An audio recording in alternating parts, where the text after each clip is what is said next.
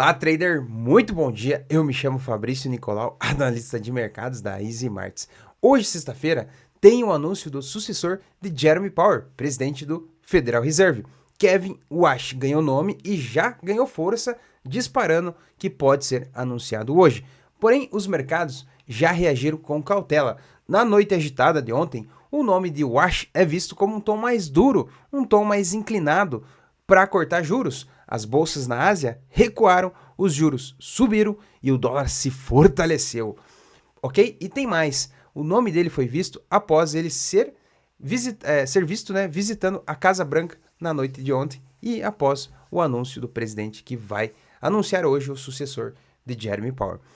E tem mais. Na Casa Branca, o presidente fechou um acordo para evitar o shutdown a partir deste sábado, um acordo provisório.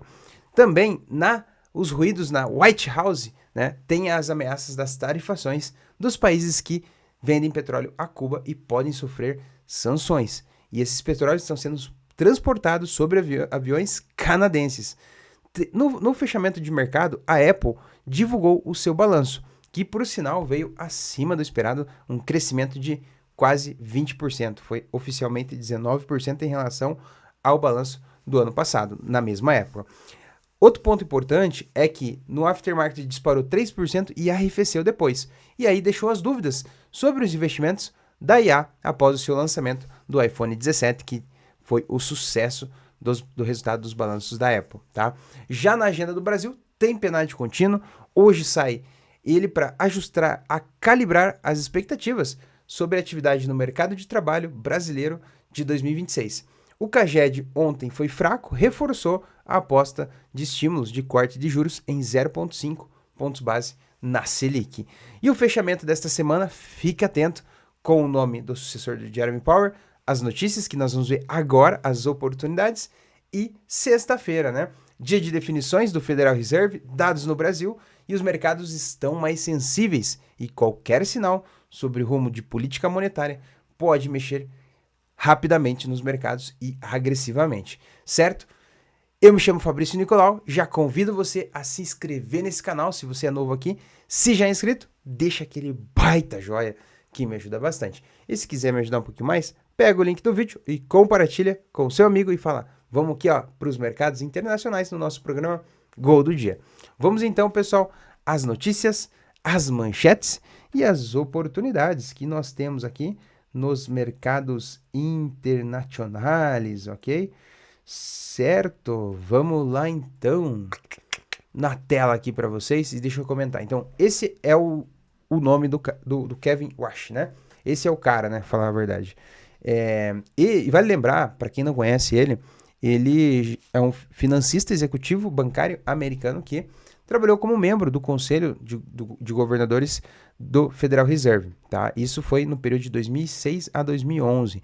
Então ele já conhece, já sabe como funciona, o pessoal já conhece ele, é uma carinha mais carimbada, né? Porém, né, pela política dele no passado, né, é um tom mais duro, não é tão inclinado a cortar juros. Mas, quem sabe ele já se mudou, né? A postura dele já mudou, né?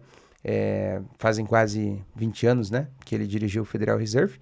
E um ponto importante, pessoal, no site aqui Polymarket, que é um site de aposta, o nome dele disparou em quase 94% de que ele pode ser o nome que vai ser indicado, né, para presidir o Federal Reserve, ok? Certo? Nas apostas aqui, disparou o nome dele à frente de todos os possíveis candidatos, né? Nós tínhamos Kevin Hassett, né? E o nome desse é Kevin Warsh, ok? O outro nome que nós tínhamos aqui era esse Rick Rider, né? Mas após esse Kevin Warsh ser visto na Casa Branca, já tudo indica que pode ser ele. Mas lembrando que no cenário americano tudo isso é imprevisível. Bom, os futuros do S&P 500 caindo agora em 0,89% negativo. Dow Jones 0,84% negativo e Nasdaq caindo 1,07% negativo. O índice do medo subindo, disparando em 11%. O medo assombrando os mercados e os mercados, lembrando, é inversamente proporcional ao medo e acaba caindo. Tá? Já o Shell afundou em mais de 5%.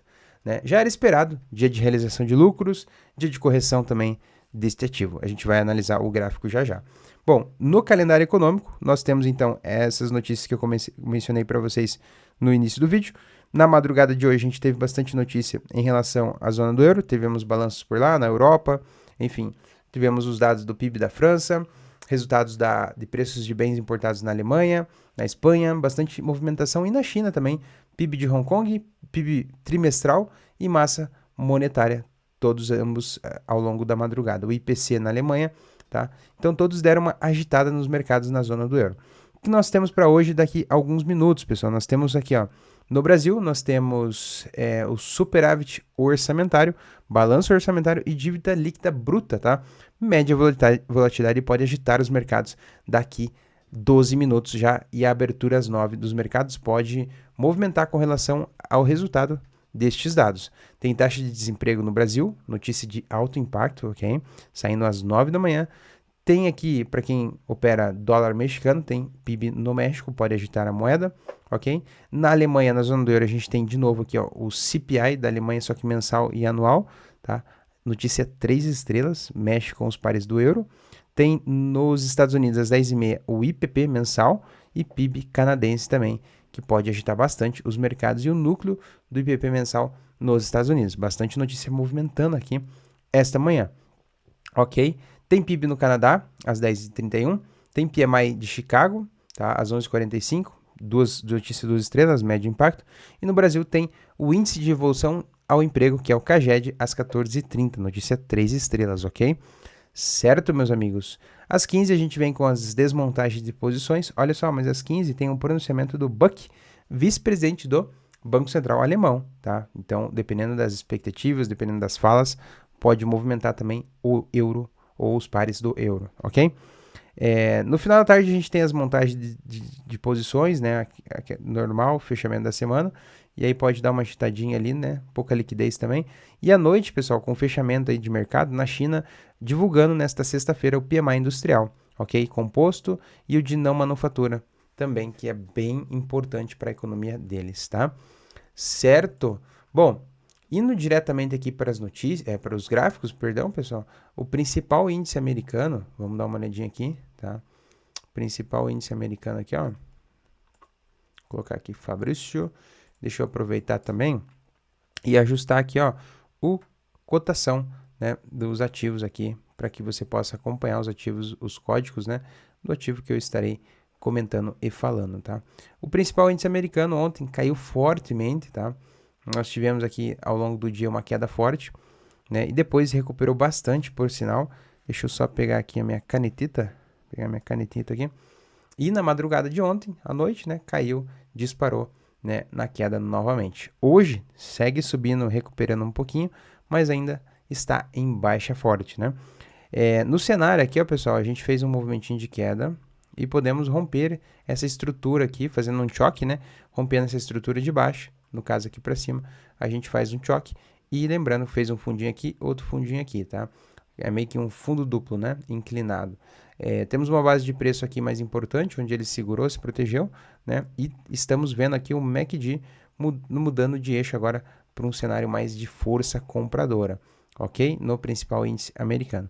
Esperamos que ele venha testar esta resistência por aqui, para a gente saber aí se ele vai voltar no movimento altista para o dia de hoje, né? Ou se ele vai bater aqui e voltar a cair, tá? Esse é um ponto importante, mas a gente vai conseguir confirmar, dependendo da força que ele vai chegar aqui, se vai ser uma rejeição, se ele vai aceitar ou não, tá? Na Ásia, no Japão, a gente percebe o índice do Japão, o índice Nikkei, em uma movimentação de queda, depois recupera tudo e fechou num cenário mais lateral, sem muita definição, o fechamento da semana lá pelo Japão, tá?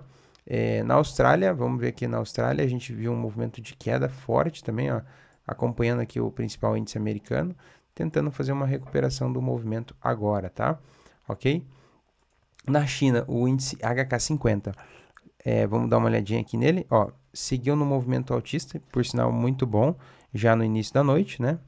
E depois recuou em um canal de baixa, inclusive bateu numa região de orders blocks aqui, ó, não sustentou, e aí começou a fazer rompimento de pivô e começar a cair, tá? Lembrando que eu falei uma estratégia sobre rompimento de pivô, se você não participou, não assistiu do nosso webinar, vai ser disponibilizado muito em breve, né? Mas fica atento às nossas redes sociais, hein? Para que você possa assistir esta baita técnica que eu comentei nesta semana em live fechada com os alunos, ok? Possível aqui, ó, pessoal, correção agora então na HK50 e, pessoal, com esta base de preço aqui, ó, para as próximas horas, o HK50 segue numa retomada altista e pode testar aqui essa região de orders blocks, tá? Na Alemanha, na Europa, o DAX da Alemanha, o principal índice econômico, também seguiu em uma movimentação de queda aqui, tá? Na data de ontem, e mais tímido à noite, fazendo um fundo duplo, tentando se recuperar. Caso ele rompa, a gente chama essa linha aqui, que é a linha da neckline, a região do pescoço, a gente confirma uma reversão de baixa para alta, ok? Certo? FTSE no Reino Unido, mesmo gráfico do DAX da Alemanha, né? Caindo, recuperou e também querendo fazer um movimento ascendente, tá? Se recuperar de todo esse movimento de queda. Já na França, um cenário mais altista, teve também uma movimentação de queda, mas já recuperou metade da queda do que ocorreu, tá? Já as ações, pessoal, hoje tem Apple abrindo após a divulgação do seu balanço. Por sinal, o balanço veio bem acima do esperado, disparou 3% no aftermarket e depois arrefeceu. Então, possivelmente vai abrir nesse mesmo preço ou próximo por aqui, né?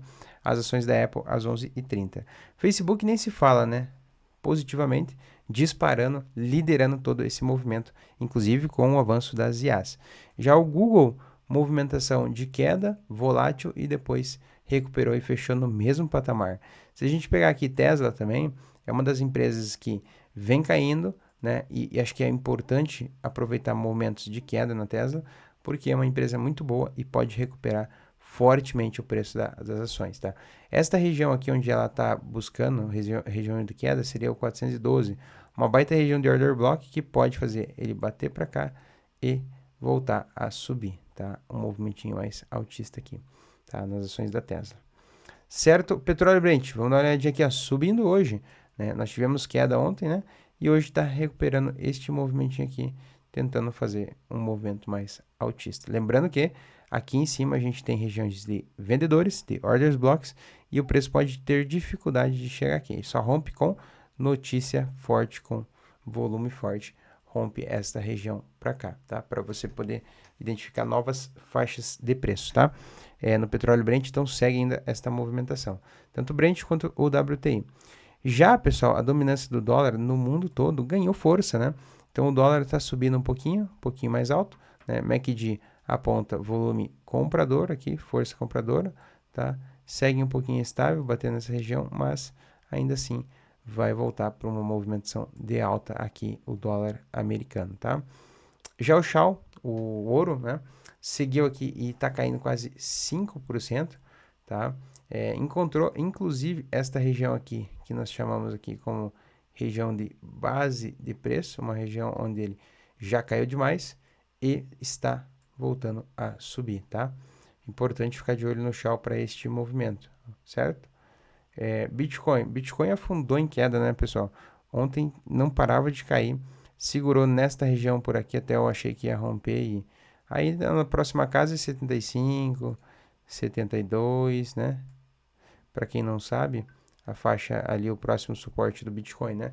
Se ele passar e furar os 80 mil, ele vem buscar essas duas regiões aqui, tá? O que seria bem ruim para o Bitcoin, né? Mas ok, estamos no cenário mais lateral, tentando se recuperar e esperamos que aconteça muito em breve esta reversão de movimento de baixa para alta, tá? E vale lembrar que se você opera inside candle no gráfico de 4 horas, o Bitcoin deu 2 inside candles aqui, ó. Um na venda ontem no almoço e um ontem à noite. Se você pegar aqui, ó, este candle aqui, ó, este vermelhinho aqui, ó, engoliu este candle aqui atrás, o verdinho.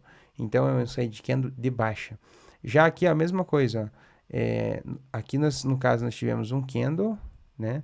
E este outro candle dentro deste outro candle, tá? Aí quer dizer o quê? No próximo, que seria esse candle Marubozu, quando ele rompe esta mínima aqui, ó. Quando ele rompe opa. Ele rompe esta, opa. Tá dando um zoomzinho aí, perdão. Aqui, ó. Quando ele rompe esta mínima aqui, ó, pessoal. também dá um movimento de venda no candle vermelho, tá? Então, dica que eu deixo para vocês é, estude bem o inside candle, que ele te ajuda em um movimento que pode dar uma possível entrada e você continuar. É a mesma coisa também, pessoal, falar a verdade, do pivô de baixo, ó. Vem de movimento de queda, faz pivôzinho e pimba, tá? Mesmo movimento, tá? Certo? Aqui embaixo também, né? Fez um movimentinho de alta, depois pimba de baixo de novo, tá?